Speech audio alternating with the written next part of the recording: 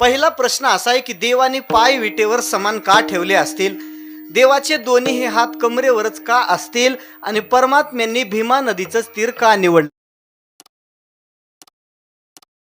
तसं 4 चरणामध्ये तुकोबारांनी पंढरीनाथाच्या संबंधानं 4 गोष्टी व्यक्त केलेल्या आहेत. पहिल्या चरणात तुकोबाराय देवाचं औदार्य सांगतात. दुसऱ्या चरणात तुकोबाराय देवाचं स्वरूप आणि ठिकाण सांगतात. तिसऱ्या चरणामध्ये देवाच्या रूपाची आकर्षकता सांगतात. आणि चौथ्या चरणामध्ये देवाचा स्वभाव सांगतात. विठ्ठला विठ्ठला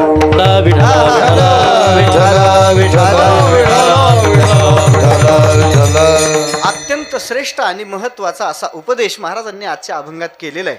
संत महात्मे या पृथ्वी तलावर अवतरित झाल्यानंतर जी काही अत्यंत महत्वाची कार्य करत असतात त्याच्यातलं संतांचं सगळ्यात मोठं आणि प्रधान कार्य आहे त्यांनी जगाला केलेला उपदेश आहे. पहा, उपदेश करण्याकरताच साधू पुरुष इथे येत असतात. त्याचं कारण असं, तुमच्या माझ्या जीवनातल्या दुःखाचं ज्ञान त्यांना झालं की आपल्या जीवनातलं दुःख घालवण्याची तळमळ त्यांना शांत बसू देत नाही. पहा, तुमच्या माझ्या जीवनामध्ये दुःख आहे असं साधू पुरुषांना जाणवलं की त्या दुःखाचा मुळासह परिहार व्हावा याच्याकरता संत महात्मे निरंतर प्रयत्न करत असतात. म्हणून असं म्हणावं लागतं, दुसऱ्याच्या दुःखाने जे दुःखी होतात त्यांना संत म्हणतात. दुसऱ्याच्या दुःखाने दुःखी होतात त्यांना संत म्हणतात. आणि जे दुसऱ्याच्या दुःखाने सुखी होतात त्यांना माणसं म्हणतात. विठ्ठला विठ्ठला.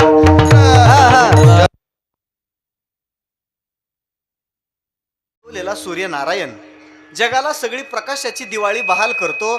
जगतातला सगळ्या प्रकारचा अज्ञानाचा अंधकार सगळा दूर करतो. जगाला प्रकाशाची दिवाळी बहाल करणारा सूर्य उगवला. किती उपकार आहे त्या सूर्याचा.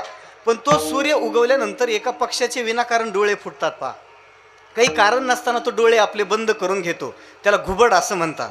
विश्वाचे आयुष्य जेने उजळे तो सूर्य उदयला देखो निसवळे पापिया फुटती डोळे डुडुळाचे. ज्ञानोबरांची भाषा आहे की सूर्यनारायण उगवल्यानंतर त्या सूर्याचा प्रकाश त्याला सहन होत नाही. तो डोळे बंद करून घेतो. तसं दुसऱ्याचं सुख बघितल्याच्या नंतर ज्याच्या पोटात जळजळ होते त्यांनी स्वतःला घुबड समजावं. विठ्ठला विठ्ठला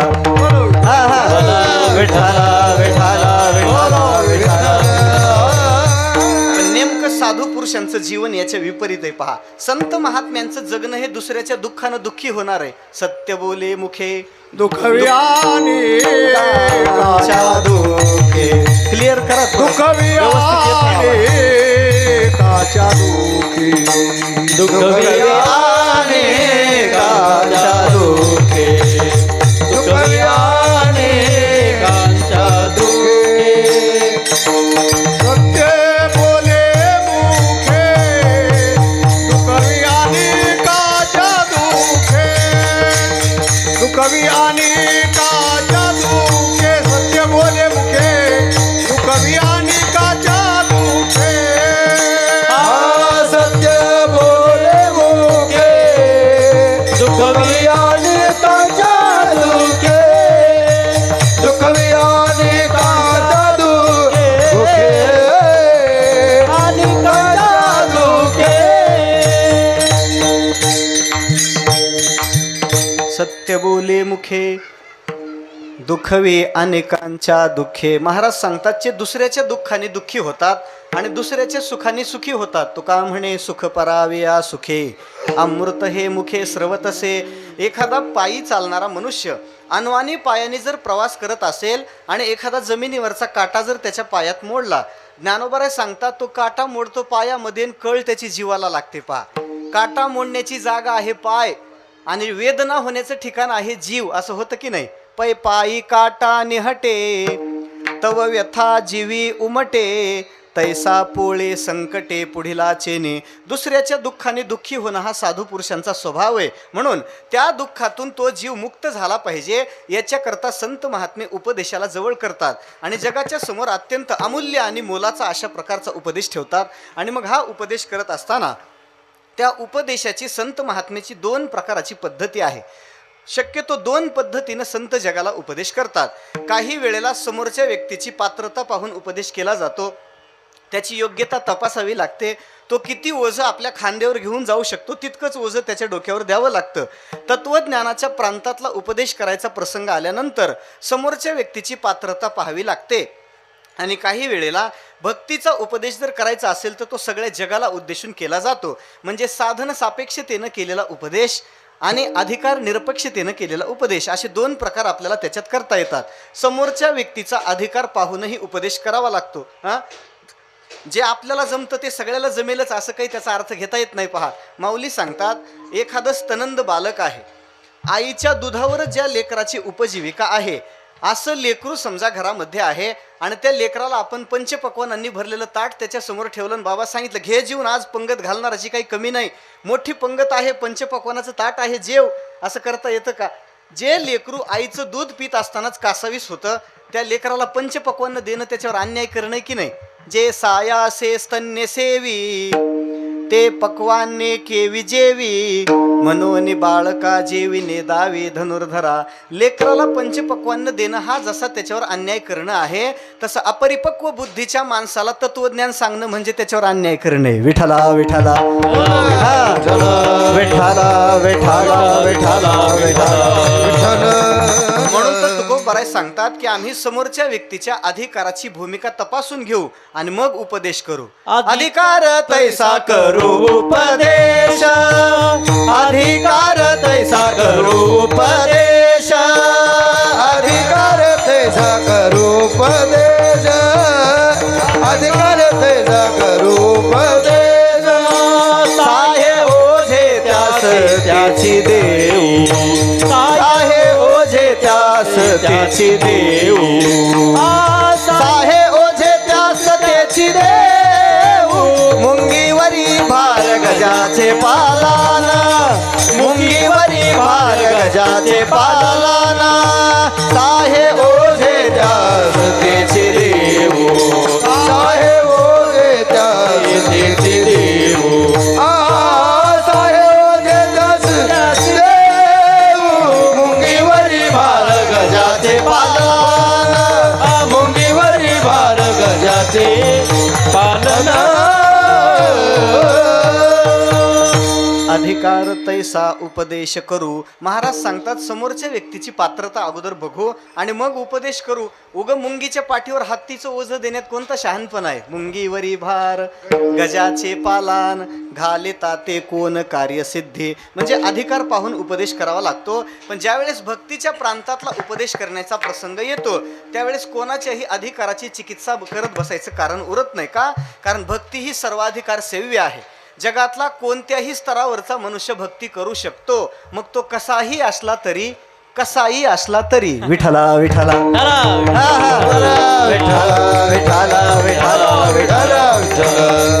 आपल्या भक्तांच्या यादीमध्ये तुकोबारायांनी सजन कसा यांचा उल्लेख करायची काही गरज होती का? सजन कसाया म्हणजे सरळ सरळ ज्यांचा मांस विक्रीचा उद्योग आहे तरी तुकोबाराय त्यांना भक्तांच्या यादीत घालतात की नाही? बरं, मांस विक्रीचा धंदा आहे, कौतुकाचा विषय आहे. दुकान आहे मांस विक्रीचं आणि भजन चाललेलं आहे पांडुरंगाचं.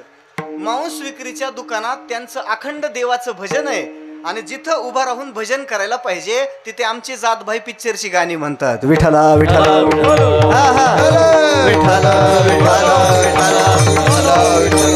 कोणत्याही स्तरावरचा मनुष्य असला तरी भक्ती त्याला उदरामध्ये घेते, कारण भक्ती ही आई आहे, ती सगळ्यांना सामावून घेते. पहा, कोणाच्याही अधिकाराची चर्चा भक्ती करत बसत नाही. म्हणून संत महात्म्यांनी जगाला उपदेश करत असताना प्रामुख्याने तत्वज्ञानाचा प्रांत थोडासा बाजूला ठेवून भक्तीच्या प्रांताचा उपदेश केलेला दिसतो. महाराज सांगतात की तुम्ही इतर वाटेने चालायचा प्रयत्न करूच नका.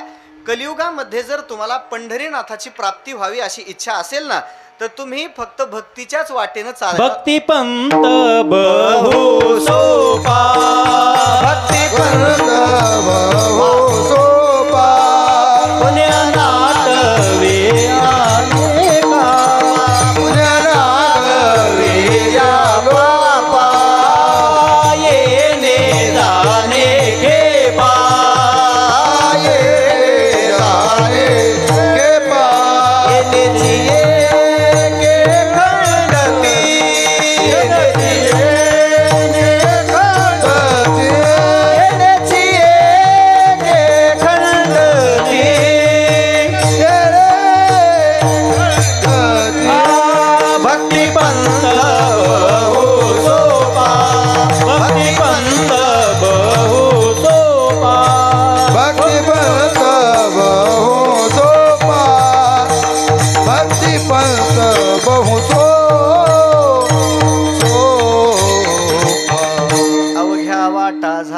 क्षीण कली न घडे साधन उचित विधी विधान न कळे न घडे सर्वथा भक्तिपंथ बहु सोपा.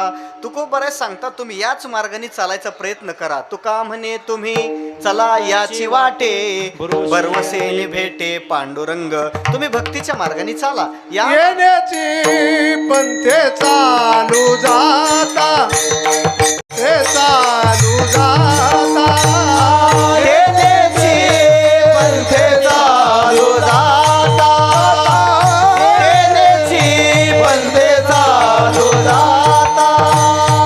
नपरे गुंता कोटे काही नपरे गुंता कोटे काही येण्याची पंथे चालू जाता येण्याची पंथे चालू जाता. नपरे गुंता कोटे काही न पडे गुंता कोठे काही. पंथे चालू जाता येण्याची पंथे चालू जाता. पंथे चालू जाता.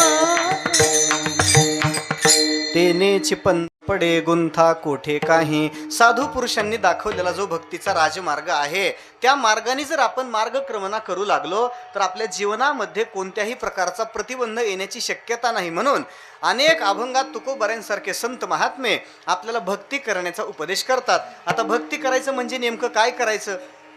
डोक्यावरती जटांचा संभार वाढवायचा, गळ्यामध्ये भरपूर मोठ्या माळा अडकवायच्या, सगळ्या अंगाचं पंढरपूर करून घ्यायचं, काशाय वस्त्र अंगावरती परिधान करायचे आणि मी फार मोठा भक्त आहे याचा दंभ मिरवून लोकांच्या श्रद्धेची प्रतारणा करायची. याला भक्ती म्हणतात का? भक्ती म्हणजे नेमकं काय? तर आपल्या भागवत धर्मामध्ये भक्तीचं 9 प्रकारांनी विवेचन केलेलं पाहायला सापडतं. त्या भक्तीचे 9 प्रकार सांगितले जातात पहा. श्रवणम कीर्तनम विष्णु स्मरणम पादसेवनम अर्चनम वंदनम दास्यम सख्यम आत्मनिवेदनम इति पुंसार्पिता विष्णू भक्तिश्चेन्नवलक्षणा. श्रीमद भागवतामध्ये भक्तश्रेष्ठ प्रल्हादजी आपल्या सवंगड्यांना ही 9 प्रकारची भक्ती सांगतात. बाबा हो, मनुष्याने कुमार वयातच भक्तीचा आश्रय केला पाहिजे. कौमारे आचरेत प्राज्ञः धर्मान भागवतानिह. या भागवत धर्माचा मनुष्याने आचरण केलं पाहिजे आणि भक्ती केली पाहिजे. ती भक्ती आहे कशी?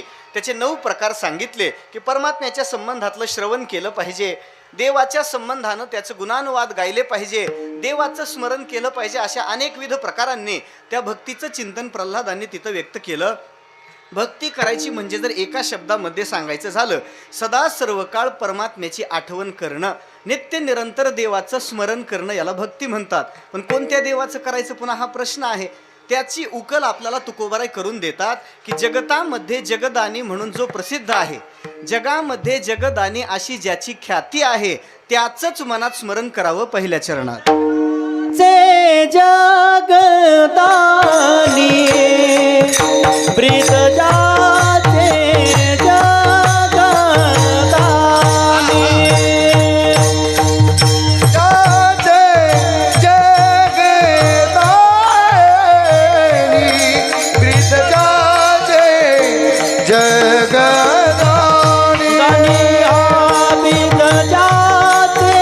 जगदानी. ब्रीद जाते जगदानी. ब्रीद जाते जगदानी. ब्रीद जाते जगदानी. तोते मनी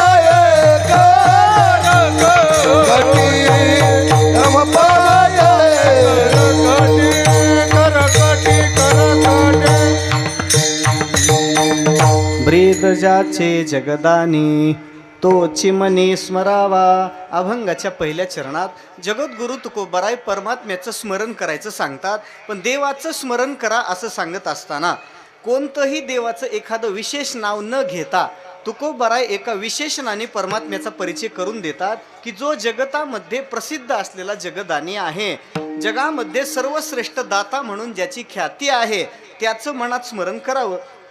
आता हा जगदानी शब्द उच्चारल्याबरोबर काही लोकांना प्रश्न पडेल, पहा हे जगदानी म्हणजे नेमकं काय आहे.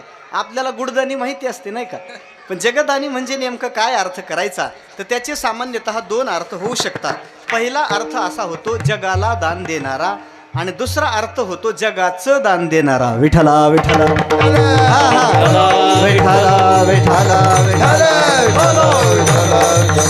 जो सदा सर्व काळ जगाला देत राहतो, नाहीतरी देतो म्हणूनच त्याला देव म्हणतात. देणं हा देवाचा स्वभाव आहे. पहा तसं परमात्म्याकडं मुख्य 6 गुण आहे.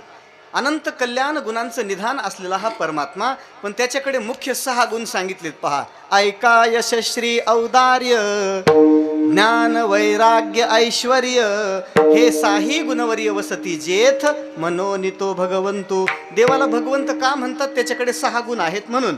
मग देवाने काय केलं, आपल्याकडे असलेल्या 6 गुणांचं वितरण वाटप आपल्या लाडक्या 6 भक्तांना करून टाकलं. पहा एक एक भक्त जवळचा पकडला आणि एका एका भक्ताला एक चांगला गुण देऊन दिला. त्याच्यामध्ये ज्या देवाकडून त्या भक्तांनी एक गुण संपादन केला की नाही, त्या गुणांच्या योगानं तो हरिभक्त जगामध्ये प्रसिद्धीला आला. पहा कोणाला काय दिलं देवानी, निळोबरांनी त्याचं एका अभंगामध्ये गोड वर्णन केलंय महाराज. यशे थोरविला मारुती विभीषण केला लंकापती, औदार्य देऊनी कर्णा हाती कीर्ती दिगंती फिरविली, ज्ञाने बोधिला चतुरानन ऐश्वर्ये वाढविला अर्जुन, वैराग्य शुकाते बोधून ब्रह्म सनातन पावविला. आपल्या 6 भक्तांना देवाने आपले 6 गुण देऊन टाकले. त्याच्यात यश नावाचा गुण देवाने मारुतीरायांना दिला. पहा म्हणून मारुतीराय आणि अपयश या 2 गोष्टी कधी एकत्र येत नाहीत. पहा मारुतीरायांनी एखादी मोहीम हातात घेतली आणि ती असफल झाली असं कधी होतं का? तसं होत नाही. त्याचं कारण असं, देवाच्या यश नावाच्या गुणांनी त्यांच्या गळ्यात माळ घातलेली. तसं सगळ्या 6 गुणाचं सांगत बसत नाही, मला औदार्याकडे यायचं आहे. देवाने आपलं औदार्य कर्णाला दिलं होतं. पहा कर्णाला आजही दानशूर हा शब्द उच्चारला की पहिली कर्णाची आठवण येते की नाही. दानशूर कर्ण म्हणतात आणि होताच तो दानशूर. माणसाने किती दानशूर असावं याला काही मर्यादा असते ना हो.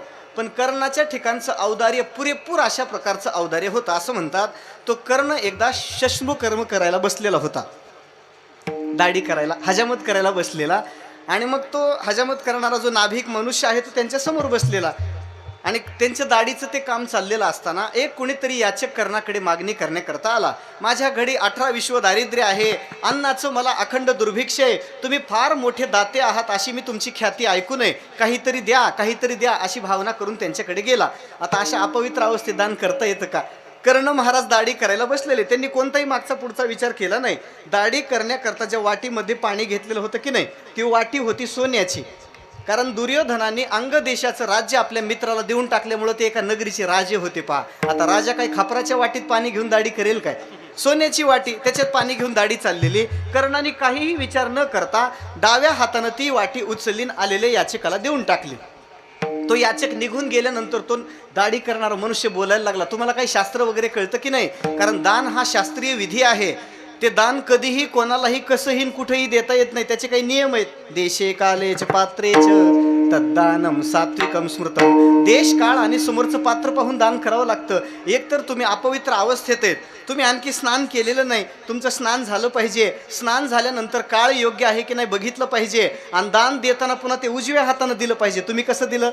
डाव्या हाताने दिलं. म्हणजे याचा अर्थ असा आहे, जुन्या काळातल्या दाढी करणाऱ्याला सुद्धा इतकं शास्त्र माहिती होतं. पहा जुन्या काळातल्या दाढी करणाऱ्याला शास्त्र ठाऊक होतं, आताच्या पंडिताला अक्कल नाही. विठ्ठला विठ्ठला विठ्ठला विठ्ठला विठ्ठला. कर्ण बोलायला लागला, अरे भल्या माणसा, दाढी करणाऱ्या तुझ्यासारख्या सामान्य माणसाला जर एवढं शास्त्र कळतं, मला कळत नाही असं तुला वाटतं काय? फक्त काय आहे म्हणे, डाव्या हातातली असलेली सोन्याची वाटी ती उजव्या हातात घ्यायची, त्याच्या अगोदर आंघोळ करायची, पवित्र व्हायचं, मग देश काळ वस्तू सगळं पाहून दान करायचं. एवढ्या वेळेपर्यंत मी जिवंत राहिलो पाहिजे ना. जर मधल्या काळात जर काळाने माझ्यावर झडप घातली असती तर आलेला याचक परत गेला असता, आणि माझ्याकडं आलेला याचक परत जाऊ नये अशी माझी भावना असल्यामुळं आहे असं देऊन टाकलं म्हणे. विठ्ठला विठ्ठला हा, हा. विठ्ठला विठ्ठला विठ्ठला. दानत म्हणतात त्याला, दानत. हा, बरीचशी माणसं श्रीमंत असतात पण ती कंजूस असतात पा. हा, द्यायची त्यांची वृत्ती नसते. तुकोबाराय सांगतात, कोणाला काही द्यायचं म्हणलं की त्यांच्या हातावरून वारं जातं पा. दाने कापे हात नावडे देवी शिशे मात, नावडे देवी शिशे मात, नावडे देवी शिशे मात. दाने कापे हात नावडे देवी शिशे मात, नावडे देवी शिशे मात, नावडे माता. दाने कापे हात. महाराज सांगतात दान करायचं म्हणलं की हाताला कापरं सुटतं पहा. असा एखादा मक्खीचूस माणूस असतो. मक्खीचूस कळतं का तुम्हाला? म्हणजे तुपाच्या भांड्यात जर समजा एखादी माशी पडली तर ती उचलून बाजूला टाकत असताना तिच्या पायाला अंगाला कुठंतरी चिटकून थोडंसं तूप जाईल म्हणून ती आहे अशी माशी तोंडात घ्यायची आणि चोखून बाजूला टाकायची. त्याला मक्खीचूस म्हणतात. असा माणूस दान करेल का?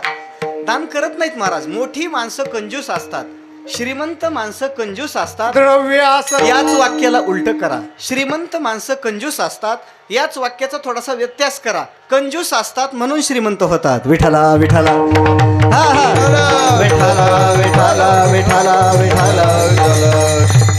सहसा दान कुणी करत नाही, पण हा पांडुरंग परमात्मा जगातला सर्वश्रेष्ठ दाता आहे. तुकोबाराय सांगतात, जगातल्या कोणत्याही दात्यांनी कितीही दातेपणाचा आव आणू द्या, पण पांडुरंग परमात्म्यासारखा दुसरा दाता नाही पहा.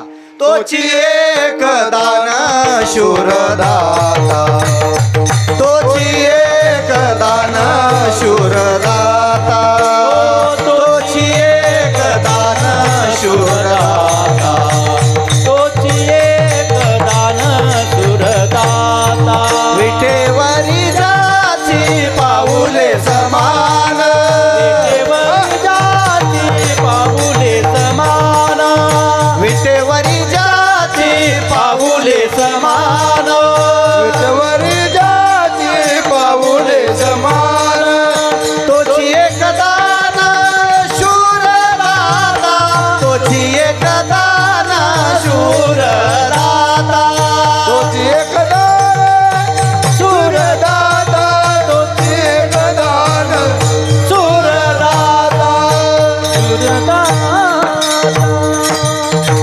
तोची एक दान शूर दाता. तो पंढरीनाथ परमात्मा जगातला एकटा दाता आहे. म्हणून तुकोबारायांनी देवाचं वर्णन करत असताना देवाची ओळख जगदानी शब्दातून करून दिली. ब्रीद ज्याचे जगदाने, सदा सर्व काळ देत राहणं हा देवाचा स्वभाव आहे. बरं, ज्यांनी फक्त गळ्यात माळा घातलेल्या आहेत त्यांनाच देव देतून बाकीच्यांना देत नाही असं त्याचा अर्थ आहे का? उलट ज्या लोकांनी देवाच्या संबंधानं अंतःकरणात वैराची भावना ठेवली, देवाचा द्वेष केला, मत्सर केला, अशाही लोकांना देवानी मोक्ष दिल्याच्या कथा आहेत. तुझे अवदार्य जाणो स्वतंत्र, देता न म्हणसी पात्रा पात्र, कैवल्या ऐसे पवित्र जे वैरी आहे दिधले. वैर्याला सुद्धा मोक्षासारखी अवस्था जर हा देव प्रदान करत असेल, याला जगदानी म्हणायचं नाही तर काय म्हणायचं? हा, देवाचं अवघं 6 दिवसाचं वय होतं. किती? 6 दिवस फक्त अवतार घेऊन देवाला झाले होते. आणि मग देवाचा घात करण्याच्या हेतूने राक्षसी एक पुतना नावाची राक्षसी कंसाने तिकडे पाठवली नंदबाबाच्या घरी. ती पुतना नावाची राक्षसी यशोदेच्या महालामध्ये आली. यशोदा मैयाला बोलण्यामध्ये गुंतवून तिनं कन्हैयाला मांडीवर घेतलं आणि कालकूट नावाचं जहरी विष ज्या स्तनामध्ये भरलेलं आहे असा विषारी स्तन तिनं देवाच्या मुखामध्ये दिला. आता देवाने काय विचार करायला पाहिजे? माझ्यासोबत असा आघोरी प्रयोग करते काय? हा, मला विष पाजून मारायला आली का? थांब जरा, तुझं एवढं काम झाल्याबरोबर तुला एक्सप्रेस हायवेनं नरकाच्या गाडीत बसून काळजी करू नको. त्याने असा विचार करावा की नाही? पण तो तसा विचार करत नाही, म्हणूनच त्याला देव म्हणतात. उलट परमात्मा असा विचार करू लागला की माझी आई जशी मला दूध पाजून मोठं करते आहे तशी ही राक्षसी असे नका, पण माझ्यासोबत आईसारखा व्यवहार करत असल्यामुळे हिला अधोगतीला पाठवत नाही, उलट आईसारखी गती देतो म्हणे. विठ्ठला विठ्ठला हा हा. विठ्ठला विठ्ठला विठ्ठला विठ्ठला.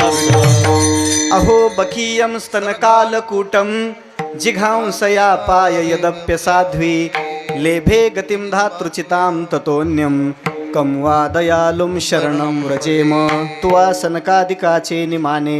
कमी करा आवाज थोडा. सायुज्य सौरसू दिधला पुतने जे विषाचे निस्तनपाने मारू आले. मारण्याकरता आलेल्या व्यक्तीला सुद्धा जो परमात्मा मोक्ष देत असेल त्या देवाला उदारच म्हटलं पाहिजे की नाही. वैर्यासी दिदली महानिधी. वैऱ्यांना सुद्धा जो परमात्मा मोक्षाचं निधान जर त्यांच्या पदरामध्ये टाकत असेल तर त्या देवाला आपण उदार म्हटलं पाहिजे. रामायणामध्ये त्या गणिकेचा एक प्रसंग सांगितला जातो. गणिका कोणाला म्हणतात माहिती आहे आपल्याला? उदरनिर्वाहाकरता व्यभिचाराचं कर्म करणारी जी स्त्री असते की नाही त्या स्त्रीला गणिका असं म्हणतात. अत्यंत पापाचं आणि व्यभिचाराचं कर्म करणारी ती स्त्री, पण तिने एक पोपट पाळला होता. पोपट पाळत असतात अशी माणसं पोपट का? आलेल्या माणसाचा पोपट करायला सोपं जातं. मग तिने पोपट पाळला होता आणि त्याचं नाव राघव ठेवलं होतं. पहा कुठून तिला सद्बुद्धी झाली देव जाणे. त्याच्यामुळे नावं सुद्धा चांगली ठेवली पाहिजे. पहा हां, आमच्या परिसरात राहणाऱ्या एका महिलेनं आपल्या मुलीचं नाव श्लेष्मा ठेवलं होतं. काय? श्लेष्मा. रेशमा नाही बरं, सुषमा बी नाही, श्लेष्मा.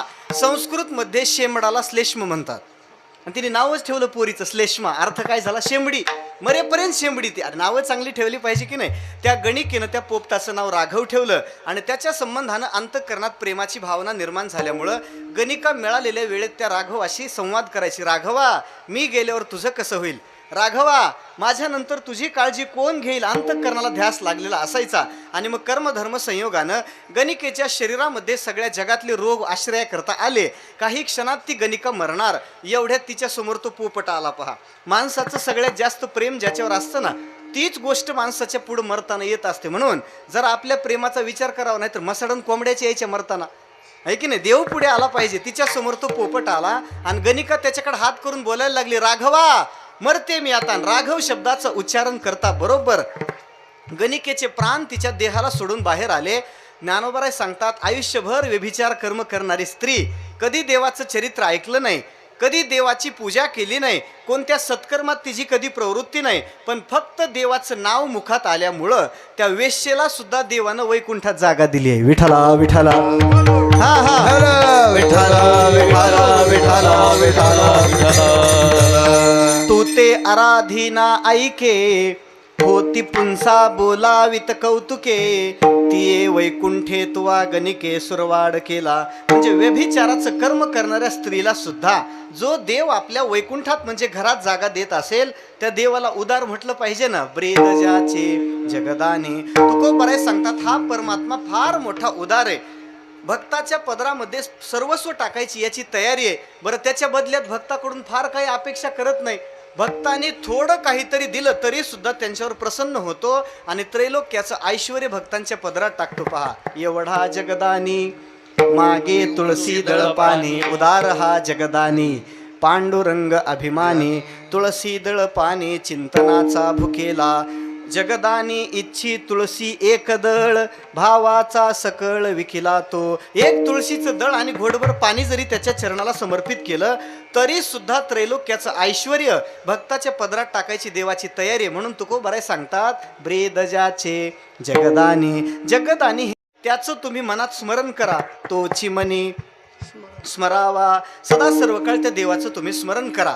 आता माणसं म्हणतील, महाराज आम्ही देवाचं स्मरण करायला प्रवृत्त होऊ, पण देवाच्या स्मरणाचा नेमका फायदा काय आणि देवाचं स्मरण नाही केलं तर तोटा काय? विठ्ठला विठ्ठला.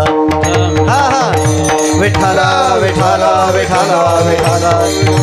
कारण आपल्याला प्रत्येक गोष्ट फायदा पाहून करायची सवय लागली. पहा, अगदी मतदान सुद्धा माणसं फायद्याशिवाय करत नाहीत. पहा, मतदान फायद्याशिवाय करतात का?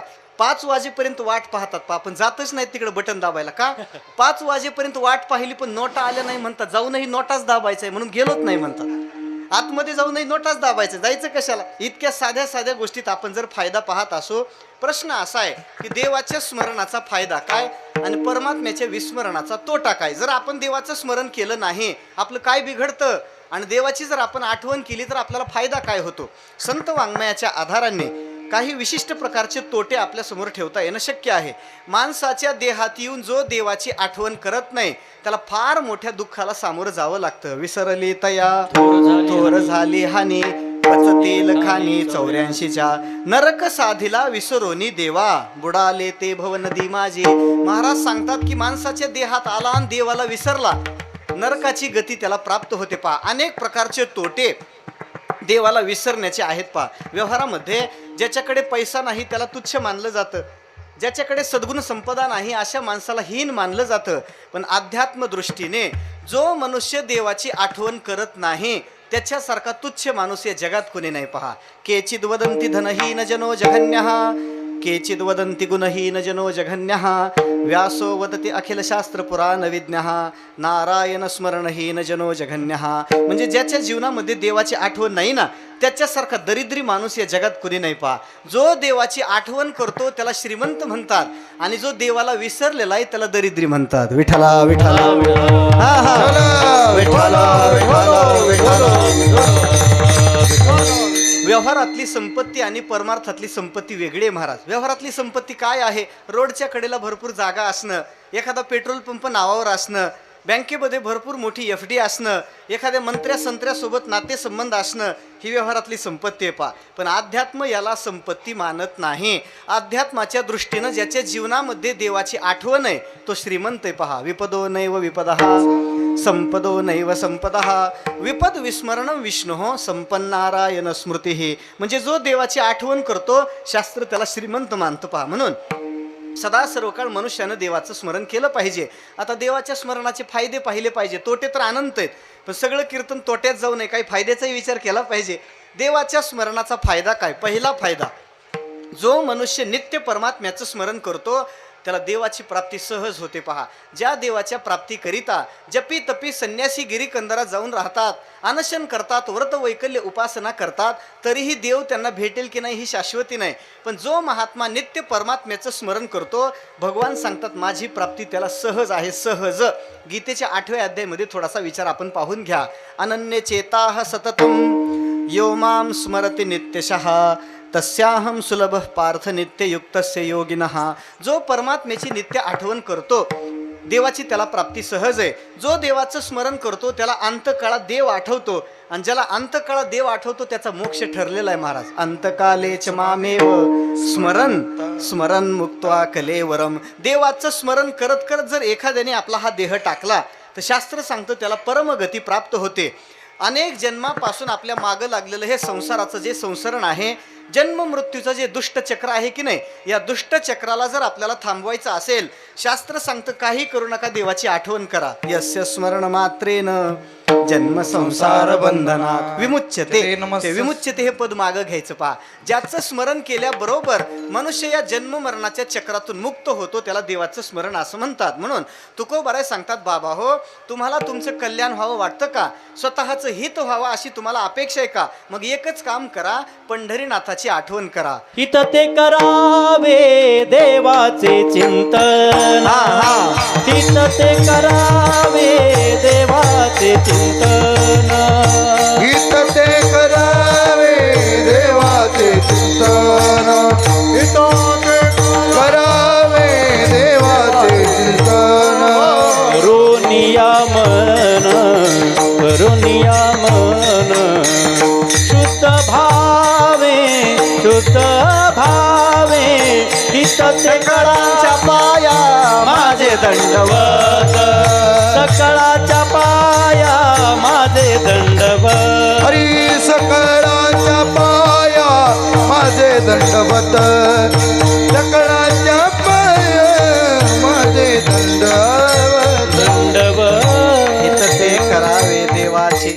तर नित्य निरंतर सदा सर्व काळ देवाची आठवण मनुष्याने केली पाहिजे. ऐक रे जना तुझ्या स्वहिताच्या खुना, पंढरीचा राणा मना माझी स्मरावा. उठा जागे व्हारे आता, स्मरण करा पंढरीचा राणा मना माझी स्मरावा, तोची मनी स्मरावा. तुकोबाराय सांगतात त्या देवाचं स्मरण आपल्या अंतःकरणात आपण केलं पाहिजे.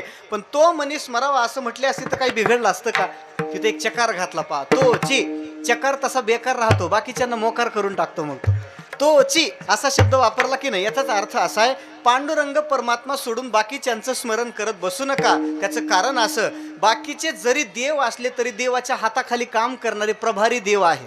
या सगळ्या देवांचा देव पंढरीनाथ आहे. बळीया माझा पंढरीराव जो या देवाचाही देव. एका अभंगामध्ये तुकोबारांनी पंढरीनाथ परमात्मा सोडून इतर सगळ्या देवांची निर्भत्सना केली. पहा, आपलं कोणत्याच देवानी बिघडवलेलं नाही, पण गाथ्यातला अभंग आहे म्हणून सांगतो.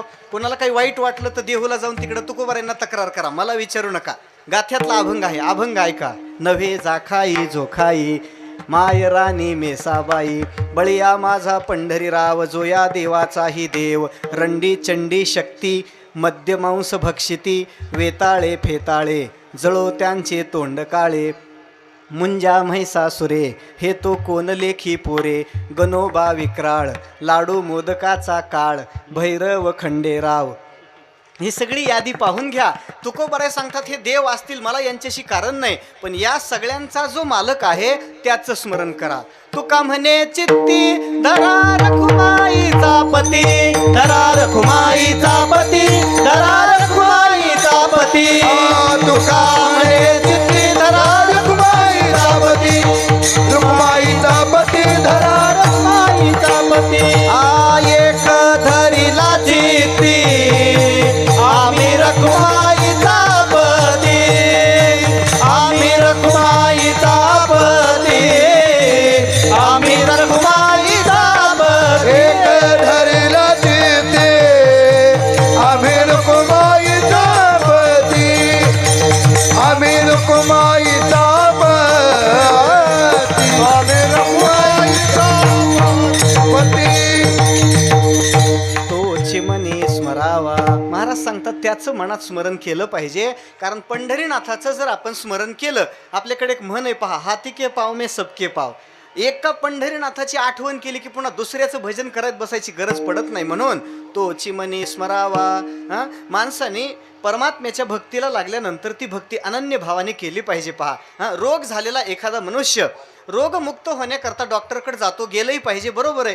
पण तो पेशंट जर दररोजच डॉक्टर बदलायला लागला तर निरोगी होईल का जास्त रोगी होईल? असं आहे की नाही? तसं भक्ती करणारा भक्त जर रोजच देव बदलायला लागला तर त्याची भक्ती देवाला आवडत नाही. पहा, आणि उलट अशा भक्ताला ज्ञानोबारांनी 13व्या अध्यायामध्ये अज्ञानाचा अवतार म्हटलेले. पहा, ऐसा अखंड भजन करी उगानो हे क्षण भरी, आगवेनी गावद्वारी आहे व जैसी. आता या ओवीचा मी विस्तार करत नाही, सार्थ ज्ञानेश्वरी पाहून घ्या. चालत नाही असं महाराज, रोज देव बदललेला तुकोबारा ज्ञानोबारांना आवडत नाही. म्हणून आपल्या अंतःकरणामध्ये असलेली भक्तीच्या विषयीची जी निष्ठा आहे ती पांडुरंगाच्या चरणाशी केंद्रित झाली पाहिजे. तोची मनी स्मरावा. महाराज सांगतात त्या जगदानी असलेल्या देवाचं स्मरण करा. पण आता हे जगदानी हे जे तुकोबारांनी देवाची ओळख करून दिली, हे विष्णू सहस्रनाम सगळं चाळून पहा, त्याच्या जगदानी कुठं सापडत नाही. पहा, मग हे जगदानी म्हणजे नेमका पांडुरंगच कशावरून, त्याचं उत्तर महाराज अभंगाच्या दुसऱ्या चरणात.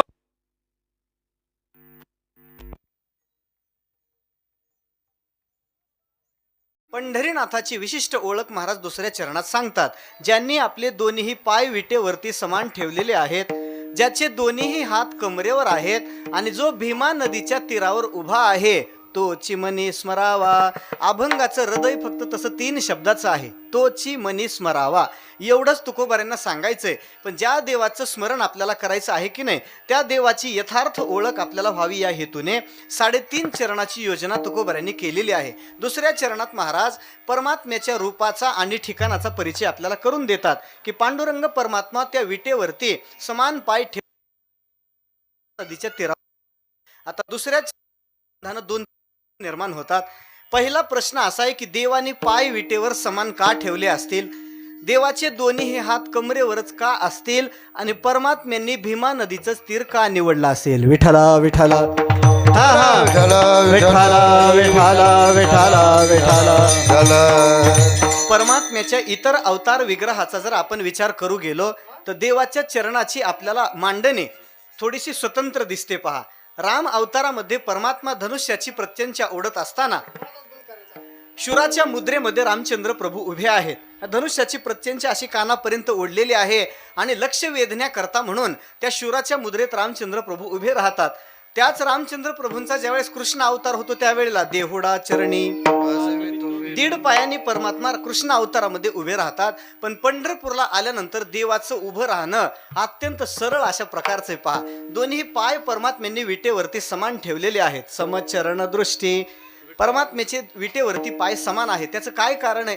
वाकडे तिकडे पाय ठेवले असते तर काय बिघडलं असतं? त्याचं कारण असं, परमात्मा त्याच्यातून जगाला असं सुचवतो की माझ्याकडे येणाऱ्या भक्तांच्या बाबतीमध्ये मी कुठल्याही प्रकारचा भेदभाव करत नाही. समत्व हे माझं स्वरूप आहे. सगळ्याच्या विषयी मी समान आहे हे जगाला कळावं याच्याकरता देवाने पाय समान ठेवले. आणि दुसरा एक अर्थ असा आहे की देव जगाला सांगतो की मी ही पंढरीची भूमी सोडून कधीही जाणार नाही. सदा सर्वकाळ माझं वास्तव्य इथंच राहणार आहे हे जगाला कळावं याच्याकरता देवानी पाय समान ठेवलेत. पहा, आता कीर्तन झाल्यानंतर आपण सगळे जेवण करून घरी जाणार. फक्त घरी जाताना एक काम करा, समान पाय जोडून घरी जायचं आणि ते पाय वेगळे करायचे नाहीत. पहा, येईल जाता पाय वेगळे करायचे नाही, असे जोडून ठेवायचे पाय आणि घरी जायचा प्रयत्न करायचा. जाता येईल का? जाता येईल ना. पाय वेगळे न करताही जाता येईल, पण त्याच्यासाठी काय करावं लागेल? वा, उड्या माराव्या लागतील. पण उड्या मारून मारून माणूस किती लांब जात असतो, तसं उड्या मारणारे फार लांब जात नसतात. विठाला विठाला विठाला विठाला विठाला विठाला विठाला. तसं पांडुरंग परमात्मा जगाला सुचवतो, काळजी करू नका, ही पंढरीची भूमी सोडून मी कधीही कुठेही जाणार नाही. न पुसता जाता नये, खाली बैसताही बिहे, अवघा त्यांचा होय जीव भावा सहित. पुंडलिकरायांची परवानगी घेतल्याशिवाय देवाला विटेवून खाली बसता येत नाही महाराज. असं पुंडलिकरायांनी देवाला बांधून घेतलेलं आहे. म्हणून परमात्म्यांनी कायम मी पंढरीत आहे हे जगाला कळावं याच्याकरता पाय समान ठेवले. थोडं पुढे चला.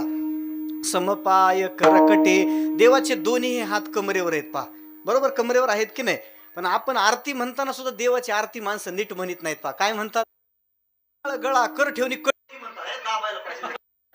कटी का कंठी कळू नये. कंठी आणि कटी किती फरक आहे पहा. कटी म्हणजे कमरेवरती सुंदर ते करकटावरी ठेवूनिया. परमात्म्यांनी आपले दोन्ही हात कमरेवर ठेवले. पहा, दुसरीकडे ठेवले असते तर काही बिघडलं असतं का? असं राजकारण्यासारखं असं पुढाऱ्यासारखा उभा राहिला असता, असं असं करत उभा राहिला असतं, काय बिघडलं असतं का? अभय मुद्रा दाखवली असती, पण देवानी तसं केलं नाही. पहा, परमात्म्यांनी आपले दोन्ही हात कमरेवर ठेवले. भक्तिशास्त्राने याची फार सुंदर चिकित्सा केली. पहा, अत्यंत सुंदर. तुम्ही कधी ऐकलं नसेल की असेल मला माहिती नाही, पण एक सुश्लोक लाघव नावाचा ग्रंथ आहे संस्कृत मधला, आणि त्या ग्रंथामध्ये ग्रंथकर्त्यांनी देवाच्या कमरेवर हात ठेवण्याची अत्यंत सुंदर कारणं दिलीत. त्यांचं असं म्हणणं आहे की धर्मराज युधिष्ठिरांनी एकदा फार मोठा यज्ञ केला होता. पहा, फार मोठा यज्ञ. काय म्हणतात त्याला? त्या यज्ञाचं नाव काय सांगता का जरा? राजसूय यज्ञ. अत्यंत विशाल अशा प्रकारचा यज्ञ केला. आणि मग त्या यज्ञाच्या प्रसंगात प्रत्येकाच्या योग्यतेनुसार धर्मराजांनी सगळ्यांना कामाचं वाटप करून दिलं. तुम्ही हे काम करा, तुम्ही ते काम करा. आणि मग धर्मराज परमात्म्याकडे आले आणि बोलायला लागले, देवा तुम्ही आमचे स्नेही आहात ना, तुम्ही आमचे संबंधी आहेत ना, मग यज्ञात तुम्ही काही काम करणार नाही का? देवाने सांगितलं, धर्मराज मी माझ्याकडे एक स्वतंत्र काम राखून ठेवलेलं आहे. पहा, पात्र उचलण्याचं काम. या मंडपामध्ये जेवढ्या लोकांची जेवणं होतील तेवढे सगळ्यांची जेवणं झाल्यानंतर शिल्लक खाली राहिलेल्या पत्रावळ्या उचलायचं काम माझ्याकडं. म्हणजे सगळ्या जगाचा चालक मालक नियंता असलेला परमात्मा यज्ञाच्या प्रसंगामध्ये पात्र उचलतो, हे विशेष आहे. पहा, व्यवहारामध्ये सगळ्या बाजूंनी अपात्र असलेला माणूस सुद्धा पात्र उचलीत नाही. पहा, रिपीट करू का?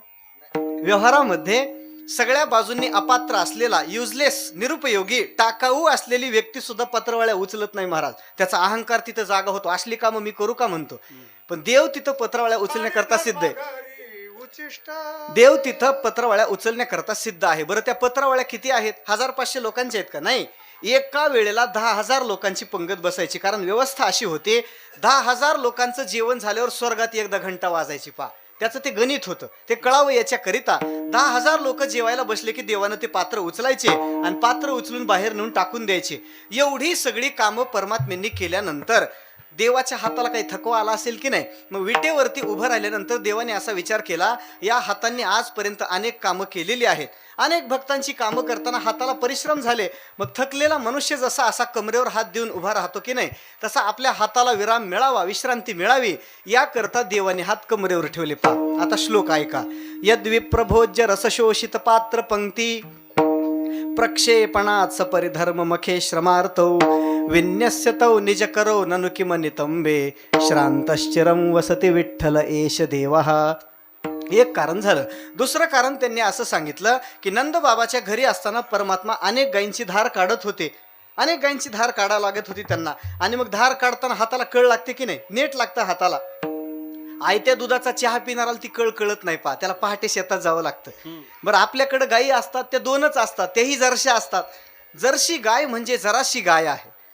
जर्शी ती काही परिपूर्ण गायी नाही ना, पण देवाकडे इतक्या सुंदर गायी आणि त्या सगळ्या गायींची देवाला धार काढावी लागत होती. म्हणून धार काढून काढून हाताला थकवा आला. थकलेल्या हाताला विश्रांती मिळण्याकरता कमरेवर ठेवले. दुसरा एक जण म्हटला तसं नाही, अर्जुनाच्या रथाचं देवाला संचलन करावं लागत होतं. धावणारी घोडी देवाला आवरावी लागत होती, म्हणून घोडी आवरून आवरून देवाचे हात थकले, म्हणून थकलेल्या हाताला कमरेवरती ठेवलं. तिसरा एक जण म्हटला तसं नाही, शांती ब्रह्मनाथ महाराजांच्या घरी 36 वर्ष परमात्म्याने सेवा केली पहा. द्वारकेची मूर्ती एकनाथा घरी पाणी वाहे हरी कावडीने. अनेक दिवसपर्यंत चंदन उगाळून द्यायची सेवा केली. म्हणून हाताला थकवा झाल्यामुळं श्रम परिहार होण्याकरता, झालेले कष्ट दूर होण्याकरता देवाने हात कमरेवर ठेवले. ही कारणं सांगितली पहा त्यांनी. यद गोकुले ननुगवाम अनुदोहनेन यद्वार्जुनस्य हयरश्मी विचालनेन श्री एकनाथ गृहे चंदन घर्षणेन श्रांत भुजौ कटितटे विदधन्यवास्ते. विठला विठला. मग असं वर्णन करणारं एक अष्टक रचले पहा. त्याच्यामध्ये कमरेवर हात ठेवण्याचं कारण त्यांनी फार छान सांगितले. आचार्य असं सांगतात की परमात्मा जगाला असं सुचवतो, जो माझं स्मरण करणारा भक्त आहे, ज्याच्या अंतःकरणात माझ्याविषयी भक्ती आहे, त्याच्याकरता संसार सागरातलं पाणी फक्त कमरे इतकं आहे. प्रमाणम भवाब्धे रिदम मामकानाम नितंब कराभ्याम धृतो येन तस्मात् विधातुर्व सत्यै धृतो नाभिकोशः परब्रह्मलिंगम भजे पांडुरंगम भवसागर तरता कार्ये करीत सा चिंता पैल उभा दाता कटी कर ठेवणी करा विठ्ठल स्मरण नामरूपी अनुसंधान जानोनी भक्ता भव लक्षण जघन प्रमाण दावितो. ज्ञानोबाराय सांगतात संसाराचं परिमाण फक्त कमरे इतकंच आहे, हे जगाला कळावं याच्याकरता देवाने हात कमरेवर ठेवले. आता अजून एक कारण सांगतो. एक भक्तिशास्त्रातला महात्मा असं म्हणतो की देवाचे हात नाही थकले, मग देवाची कंबर दुखावली म्हणे. कंबर दुखवायचं काय कारण, काय गटाड खांदायला जातो का, नांगर ओढतो, करतो काय असं? कंबर कशामुळे दुखावली त्याचं कारण सांगितलं की यशोदा मैया एकदा देवाच्या खोड्याला वैतागली आणि तिनं परमात्म्याला उखळाला बांधून टाकलं. पाहते दामबंधनाची लीला आपण भागवतामध्ये पाहतो. उखळाला देवाला बांधून टाकल्यानंतर देवाने ते उखळ ओढत ओढत घराच्या अंगणामध्ये आणलं. एक व्ही आकाराच्या असा झाडाचा बुंथा, तिथं 2 झाडं होती. नारदांच्या शापाने कुबेर पुत्र वृक्षयोनीला प्राप्त झाले होते, म्हणून त्यांचा उद्धार करण्याची देवाची भावना झाली आणि परमात्म्याने ते उखळ ओढत तिथपर्यंत नेलं. दोन्ही झाडाच्या बुंथ्यातून परमात्मा पलीकडे गेले, पण ते उखळ अडकलं ना, ते काही सोबत येईना. देवाला असं वाटलं बऱ्याच चोऱ्या करण्यामध्ये या उखळाने आपल्याला मदत केलेली आहे, याच्यावरच उभे राहून बरेचशी मडकी आपण फोडलेली आहेत, म्हणून आपला जोडीदार आपल्या सोबत आला पाहिजे याच्याकरिता याच्याही मागं थोडीशी ईडीशी चौकशी लागावी म्हणून थोडा जोर लावला. आणि जोर लावल्याबरोबर दोन्ही झाडं उन्मळून पडली आणि त्या क्षणात त्याची कंबर दुखावली, म्हणून उभारल्या उभारल्या दाबून घेतोय. विठला विठला विठला विठला विठला विठला उलूखल आकर्षजाम व्यथांताम प्रदर्शयन्यस्त करो नितंबे. अशी अनेक प्रकारची कारणं सांगितली आणि परमात्म्याने हात कमरेवर ठेवले असं तुकोबाराय बोलायला लागले. समपाय करकटी आणि उभा तटी भिवरेच्या. दुसऱ्या तिसऱ्या ठिकाणी देव उभा नाही, तो कुठं आहे? पंढरपूरला भीमा नदीच्या तीरावरती तो परमात्मा उभा आहे. आता प्रश्न असा, देवानं भीमा नदीचं तीर का निवडलं असेल?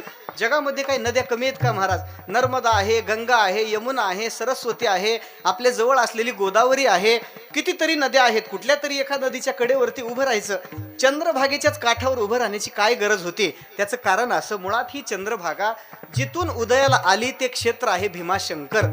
भीमाशंकरचं जे ज्योतिर्लिंग आहे की नाही, त्या ज्योतिर्लिंगावरती या नदीचा उगम आहे. एका राक्षसाचा वध करत असताना भगवान शंकरांनी त्याच्यासोबत महाभयंकर युद्ध केलं आणि त्या युद्धाच्या प्रसंगात शिवजींच्या शरीराला जो आलेला स्वेद आहे त्याला घाम म्हणतात पहा. त्यांच्या घामातून ही नदी निर्माण झाली, ही चंद्रभागा आहे. आपल्या लढीवाळ असलेल्या भक्ताच्या शरीरापासून निर्माण झालेली, म्हणून देवाला तिच्याविषयी प्रेम आहे. आणि दुसरं कारण असं, आपल्याकडच्या असलेल्या एका एका नदीचा एक एक विशेष आहे पहा. गंगेचं वैशिष्ट्य असं आहे की गंगेच्या तीरावरती ज्ञान पिकतं पहा. म्हणून ज्याला ज्ञान प्राप्तीची इच्छा आहे अशा माणसाने गंगा नदीच्या तीरावर राहावं असं शास्त्र आहे. एकांतवासी गंगा स्नाने, त्यानं गंगेच्या तीरावरती राहावं. तिथं गेलं की ज्ञान प्राप्ती होते. गंगेचं तीर सोडून थोडंसं उत्तर प्रदेशमध्ये या, वृंदावन मध्ये, तिथं यमुनेच्या तीरावर भक्ती पिकते पहा. तिथं ज्ञानाला जागा नाही पहा. गंगेच्या तीरावरती ज्ञान पिकतं, यमुनेच्या तीरावरती भक्ती पिकते. पण चंद्रभागेचं भाग्य असं मोठं आहे. चंद्रभागेचा एक तीर म्हणजे ज्ञान आहे आणि चंद्रभागेचं दुसरं तीर म्हणजे भक्ती आहे. आणि जिथं ज्ञान आणि भक्ती दोन्हीही आहे तिथं पांडुरंग आहे. विठ्ठला विठ्ठला विठला विठला हा, हा. विठ्ठला विठ्ठला विठ्ठला विठ्ठला. समपाय करकटी उभा तटी भिवरेच्या, भीमा नदीच्या तीरावरती परमात्मा उभा आहे. बरं, उभा राहायला याची काही कारण परंपरा आहे. बसला असतं तर काही बिघडलं असतं का? पण देव असा विचार करतो, माझा कोणता भक्त कधी अडचणीत येईल सांगता येत नाही. आपले हाक कानावर पडल्याबरोबर पळायला सोपं जातं, म्हणून उभं राहिलेलं बरं. बसलेल्या माणसाला उठायला वेळ लागतो की नाही. समजा आता मागच्या बाजूने एखादा भुजंग जर आला, समजा एखादा येणार नाही, तुम्ही काळजी करू नका. आलाच एखादा साप, तर बसलेल्या माता मावल्यांपेक्षा टाळकरी लवकर बाहेर जातील की नाही? का? श्रम कमी पडतात ना, उभे उभे पळायला सोपं जातं. तसा देव असा इकडे उड्या टाका पलीकडे, काही अडचण नाही. देव असा विचार करतो, एखाद्या भक्ताला जर अडचण आली, आपल्याला जायला उशीर होऊ नये याच्याकरिता हा केसरीशी उडी घालून या स्तंभ फोडी, भक्ताचं काम करण्याकरता परमात्मा उभा राहतो. आणि दुसरा अर्थ असा आहे, ज्ञानोबाराय तुकोबाराय नाथ महाराजांसारखे देवाचे लढिवाळ भक्त ज्यावेळेस यात्रेच्या निमित्तानं पंढरपूरला जातात, त्यावेळेस आता माझे ज्ञानोबाराय येतील, तुकोबाराय येतील, नाथ महाराज येतील म्हणून त्यांची वाट पाहत परमात्मा उभा राहतो. वाट पाहे उभा भेटीची आवडी, कृपाळू तातडी उताविळ. भक्ताची वाट पाहत असा परमात्मा विटेवरती उभा आहे. समपाय करकटी उभा तटी भिवरेच्या, अत्यंत मोहक अशा प्रकारचं देवाचं तिथं रूप आहे. ते रूप असं आहे की त्याला बघितल्याबरोबर ते अंतःकरणाचा ठाव घेतं पहा. पाहिली या वेध लावी बैसे जीवी जडोने, त्या पंढरीनाथ परमात्म्याला एकदा डोळे भरून बघितलं की तो अंतःकरणाचा ठाव घेतो पहा. देखिला डोळा, त्याला बघितलं की तो अंतःकरणाची जागा घेतो, पण त्याला बघितलं पाहिजे.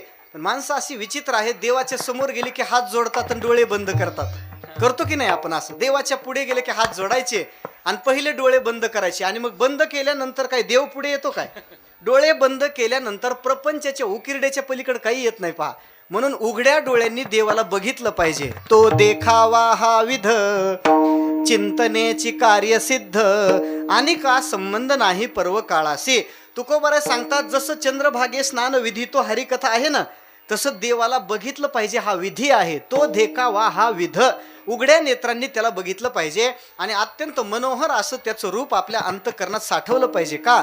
एकदा देवाच्या रूपाचं आपल्याला ध्यान लागलं ना, पुन्हा स्मरण करायची स्वतंत्र साधना करावी लागत नाही. म्हणून अगदी नखशिखांत देवाला निहाळलं पाहिजे. किती सुंदर आहे महाराज देव, इतका सुंदर आहे की त्याच्या सौंदर्याच्या वर्णनासाठी संतांनी समासच्या समास खर्च केले पहा. पांडुरंग कांती दिव्य तेज झळकती, रत्न केळ फाकती प्रभा, अगणित लावण्य तेज पुंजाळले, नवर नवे तेथीची शोभा.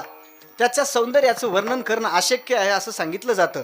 त्या नैषधीय चरित्रामध्ये दमयंतीच्या सौंदर्याचं वर्णन आलेले पहा. दमयंती ती इतकी सुंदर होती म्हणतात की तिच्याशी विवाह करण्याकरता स्वर्गातले देव सुद्धा मृत्यू लोकात आले पहा.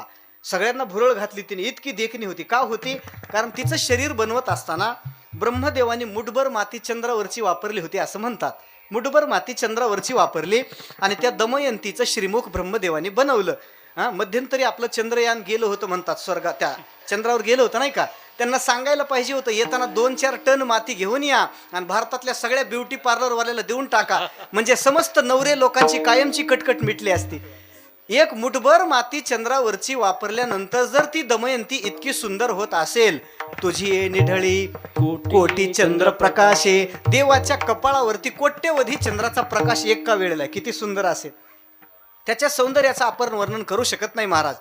अशा अनेक प्रकारच्या कथा सांगितल्या जातात की रामचंद्र प्रभूंच्या चरणाचा स्पर्श झाल्यानंतर शिळा रूपाला प्राप्त झालेली अहिल्या पुन्हा मानव रूपाला आले आणि ही वार्ता ऐकल्याबरोबर सगळ्या ऋषी मुनींनी एक एक दगड खांद्यावर घेतला.